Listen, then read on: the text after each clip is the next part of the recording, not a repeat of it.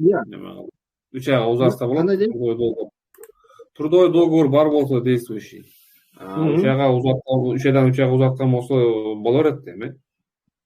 Эгерде ооба трудовой договордун негизинде узартса 3 айдан 3 айга узарта берет. Но как бы это немеде миграционный службада нежелательно, да? Нежелательно. Саламатсызбы, Мирлан байке.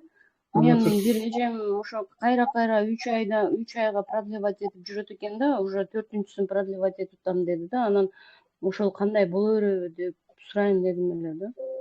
Негизи боло берет, бирок ал эмнеге 3 айдан узартып атат? Негизи федеральный 9 айга миграционный койбой служба атат дейт. Азыр эч ким койбой атыптыр 9 айга. Бул жалган информация. 9 айга эч ким койбой атыптыр деген болбогон сөз. Көпчүлүк эле өзүнүн трудовой договорлору действующий болсо 9 айга узартып эле атышат. Кымбат болот Мирлан байке, кымбат. 9 айга эмес, 3 ай, азыр 9 ай жок болуп кетти деп ошо эжем продлевать этип бербей атат. Акча иштештин айласы да бул. Полициялар кармаганда чыгып атыптыр да, базадачы. Ошо акча иштеш, ар бир 3 ай сайын акча алып туруш керек. Ошо эле эле немеси. Айланма. Рахмат чоң, Алла разы болсун. Тынч болгула. Рахмат.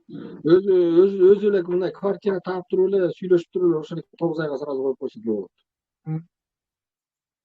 Ошо именно квартиранын ээлери азыр баардыгы сүйлөшүп алган бири менен 3 айга эле коюшуп атат да, чтобы алар да жана узакка койбостон чыгарып өйттүрүп суроо бүтсө.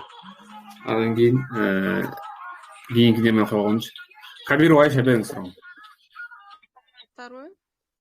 Саламатсыз. Мен балам ушул жылы төрөлгөн октябрь айында.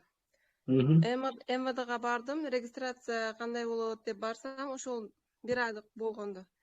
1 жашка чейин жасатып алсаң боло берет, азыр жөн эле жүрсөң болот деп ошентип айткан. Эми барсам, башка районго бардым, МВДга барсам, штрафын төлөйсүң дейт. Ошондой болобу? Кандай сунуш бересиңер? Жок, штрафын төлөбөйсүз. Жашы канчага чыкты эми? Азыр 8 айлык болду да. Азыр эле сиз неме регистрация кылсаңыз болот. Мен азыр мына даже закондон үзүндүсү бар. Мен азыр кубаттын немесине тыштап коеюн, группасыначы. Мен тыштадым беле кубат, калп айтпасам даже ушу жаңы төрөлгөн балдарды кандай кылып регистрацияга коюу жөнүндө ушу каналда бар эжеке. Каналдан тапсаңыз болот ошодогу закондун выпискасы. А так жок болсо мен тыштап берем. Жаңы төрөлгөн балдар эч кандай миграционный картасы эчтекеси жок эле регистрацияга тургузулат. Сен төрөлгөндө 7 күндүн ичинде койушуң керек эле, убакыт өтүп кетиптир, ошого сага штраф салабыз деп ошентип айтты да. МВДга өзү айтты ошого барса. Эң туура эмес айтат, эгерде ошо штраф салып турган болсо, ошодон обжаловать этип ал мисаны иш аракеттерин прокуратурага арыз жазсаңыз болот да сиз. Ал балага паспорт алышым керекпи мен? Сен азыр ошо штраф төлөп келесиң чеки менен деди. Анан сени мамасыны койгон жерге коебуз 3 айга. Анан 3 айдын ичинде паспорт аласың балага загран дейт. Анан продление кылып жүрө бересиң дейт. Эң туура эмес. Анткени балага азыр сиз свидетельство о рождении алдыңыз да, туура айтамбы? Ооба. Свидетельство о рождении алып, сиз только Кыргызстанга барып, биометрикаларыңызды тапшырып, анан балаңызга неме аласыз. Тигиреки паспорт аласыз. Кыргызстандан аласыз. Аны жаңы төрөлгөн балага Россиядан паспорт бербейт. Консулга барсам бере беребиз дейт, ошондой айтты да.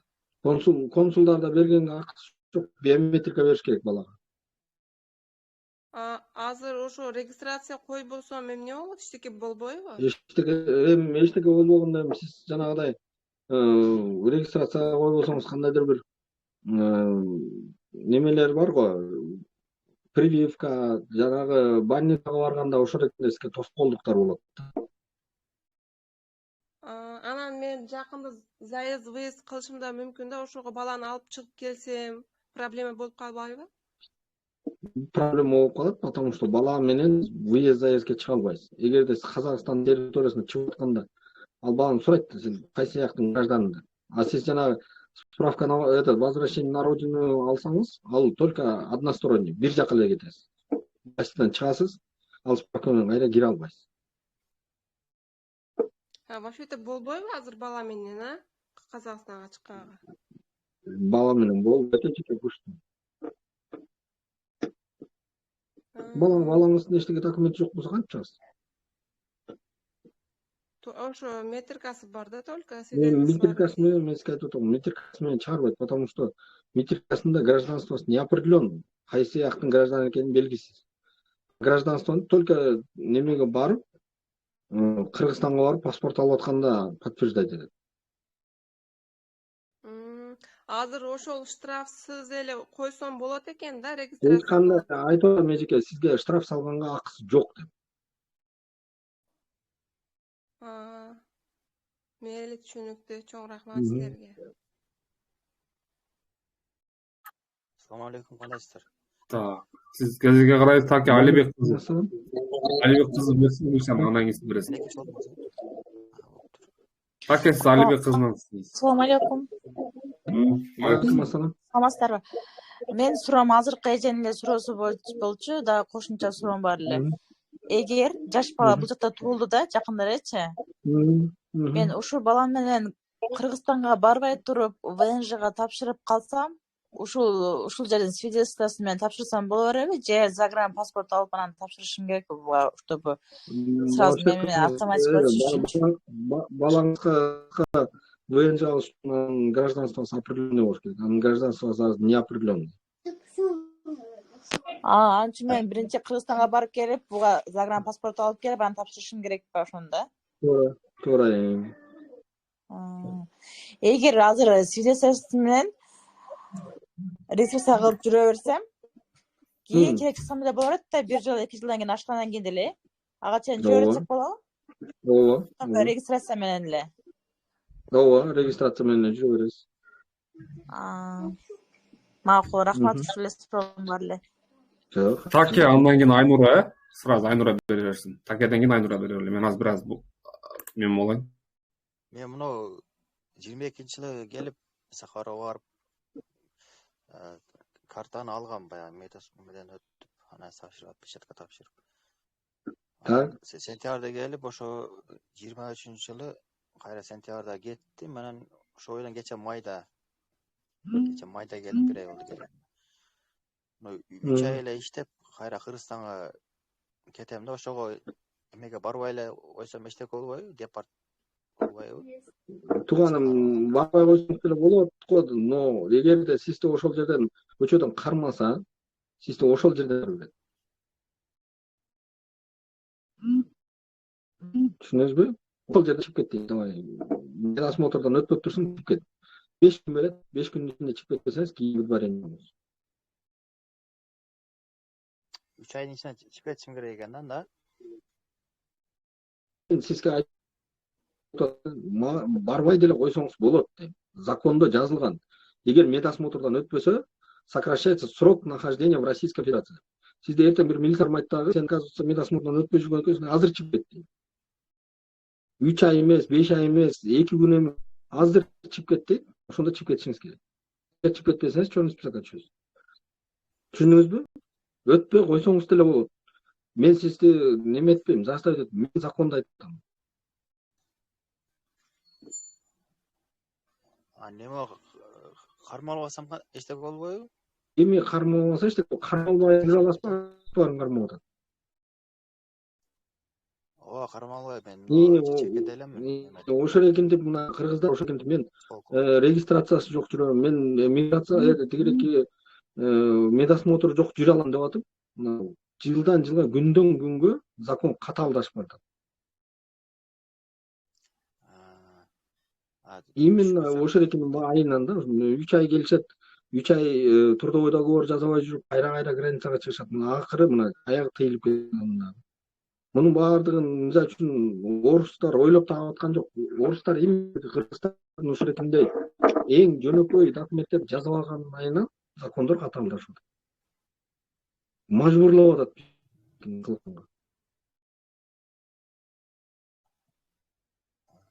Неме өтүп түшпөсөм, Эми өзүңүздүкү.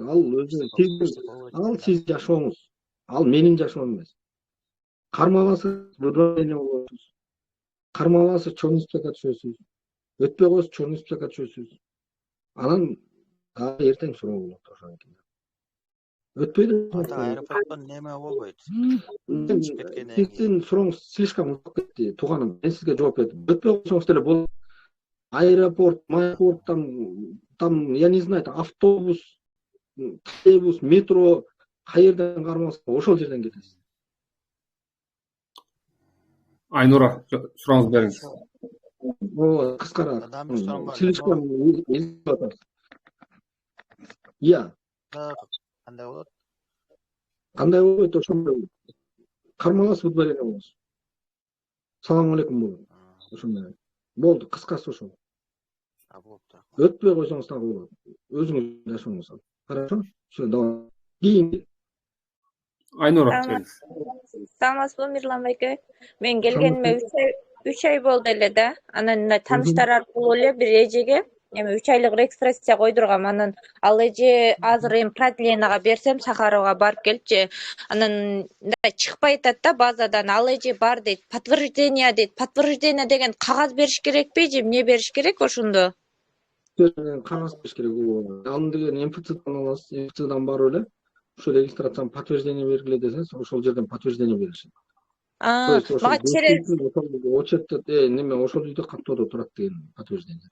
Мага через баягы госуслугуден койдум деп туруп эле кагазын жөнөтүп койгон да. Андан кийин азыр бул жактан айтсам, эми подтверждениясын алып кел дейт. Ошондо мен ол эжеге айтамбы же өзүм барып эле подтверждение керек деймби?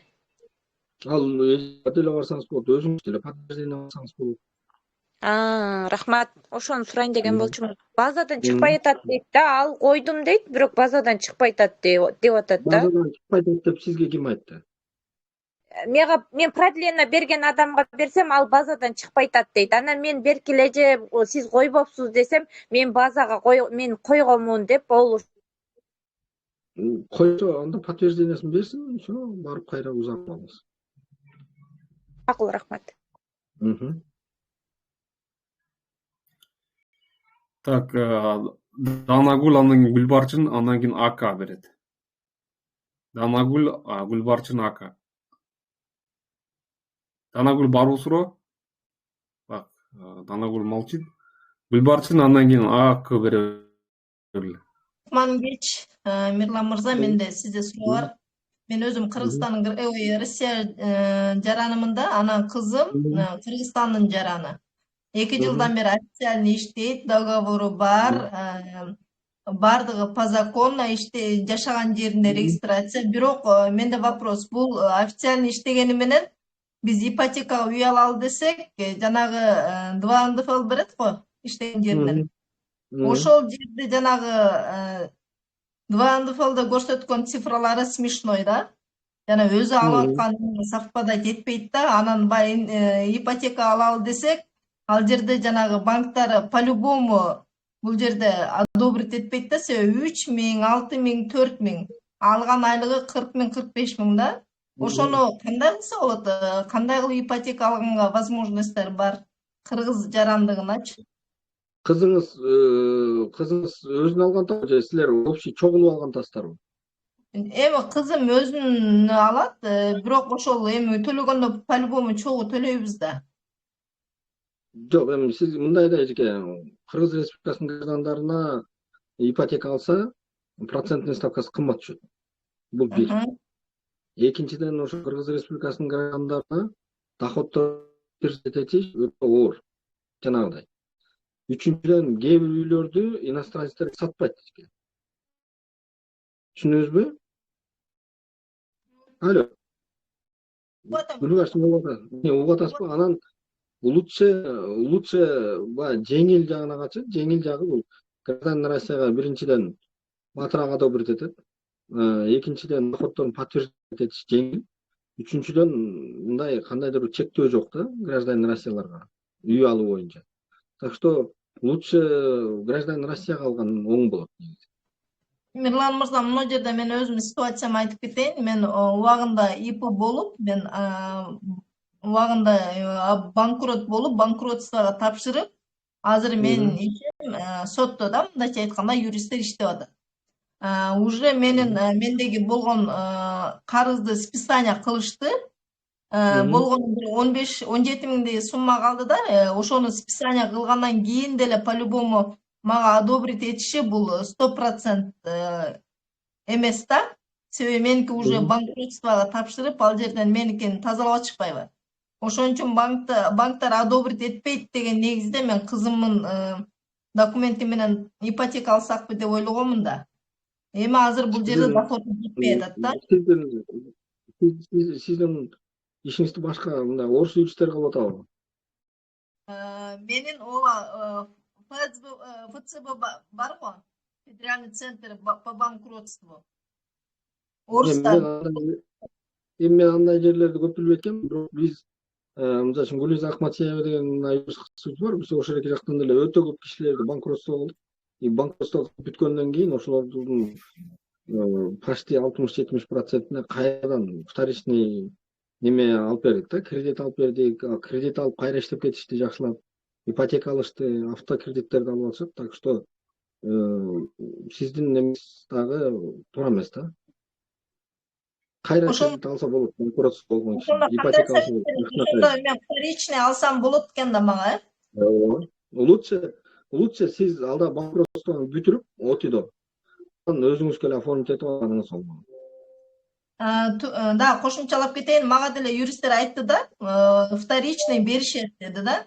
Анан мен өзүм ошол уверенно болбой атканмын да, эми меникин жанагы законно мени банкротство кылып аткандан кийин мага вряд ли банк депчи. Значит, мен өзүм тазалап туруп аракет кыла бергеним жакшы экен, Өзүңүзгө алганыңыз жакшы. Сиз хотя бы мисалы үчүн иностранецтерге мына Кыргыз Республикасынын жарандарына 12% менен одобрить, 18% менен одобрить этет, 12% менен 5% ортодо ойнойт да жеке. Рахмат. 5% деген если мындай карай келсеңиз, бир үйдүн акчасы, если жана ипотеканын срогуна эсептей келсең.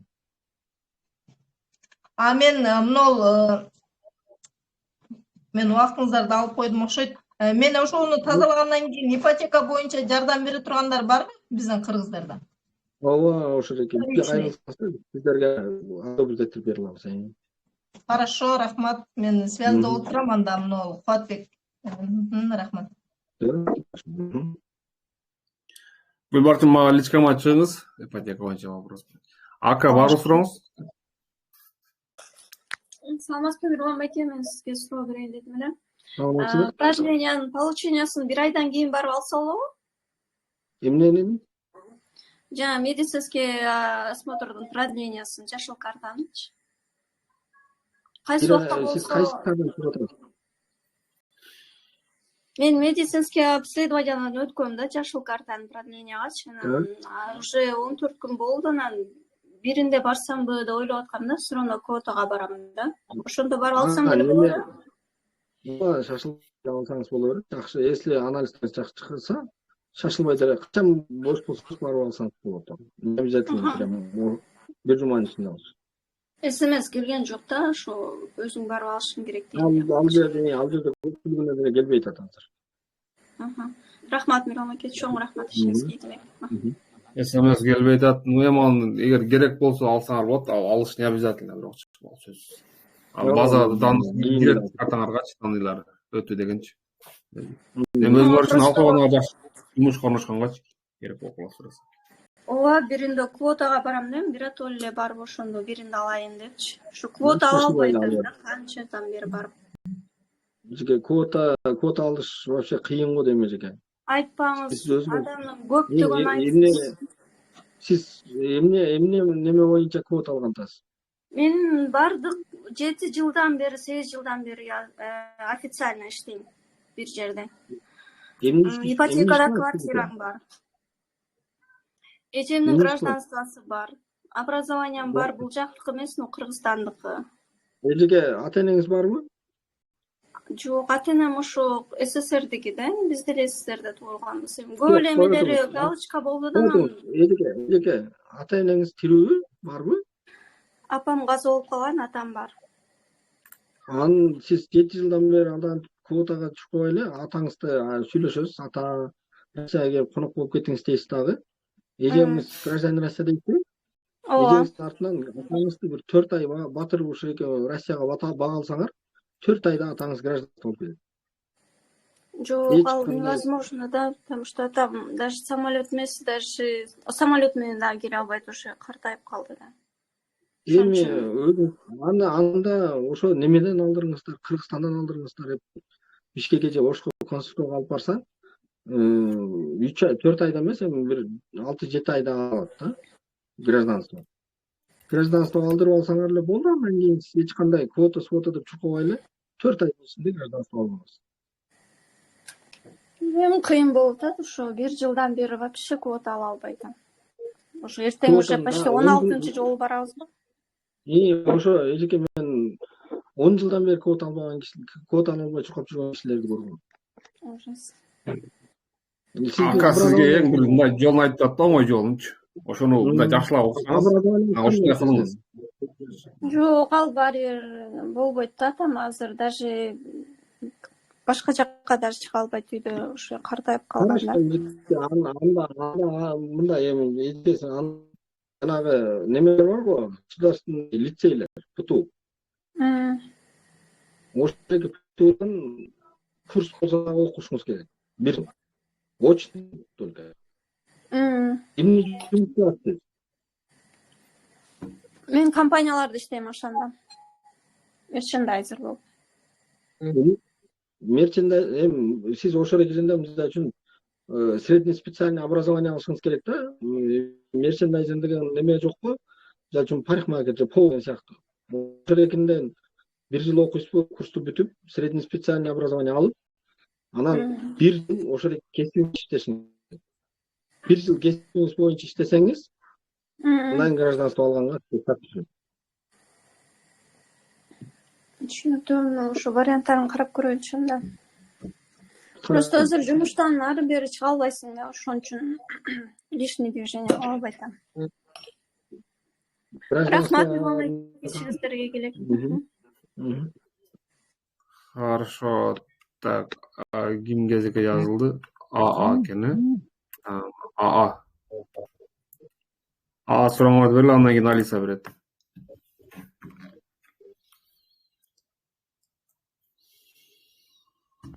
Ассаламу алейкум.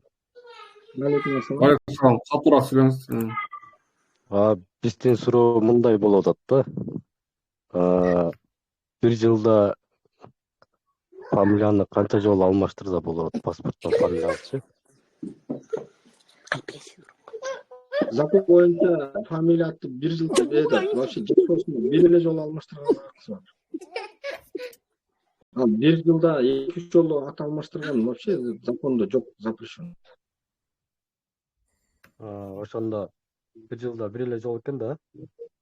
Өмүрүңдө 1 эле жол. Негизи Кыргызстан просто немелер кандай десем, коррупцияланышкан, ошол үчүн эле кайра атын алмаштырганга уруксат берип атат. Так, кондо жазылган өмүрүңдө 1 эле жол алмаштырыш керек. Обычно аялдар күйөөгө тийгендер алмаштырыш керек да. Кайра эле алмаштыра берген болбойт негизи. Исключительных случаях дейт. То есть күйөөгө тийип ажырашып калса, кайра өзүнүн фамилиясына кайтканга уруксат берет да.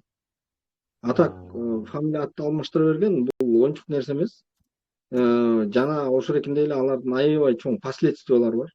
Например, эгерде атын часто өзгөрткөн кишилер вообще виза ала албайт.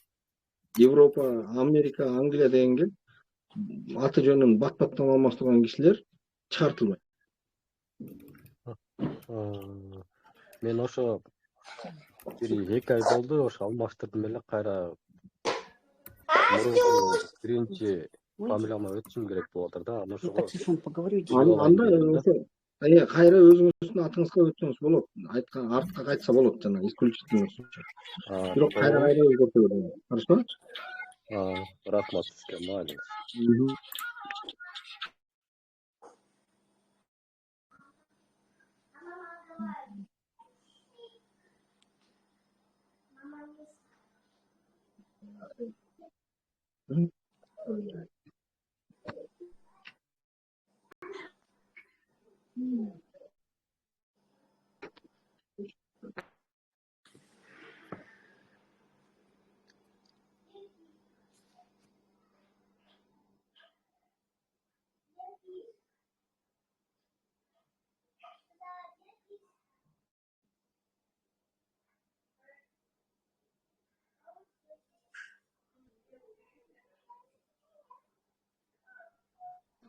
Кийинки айта бербей.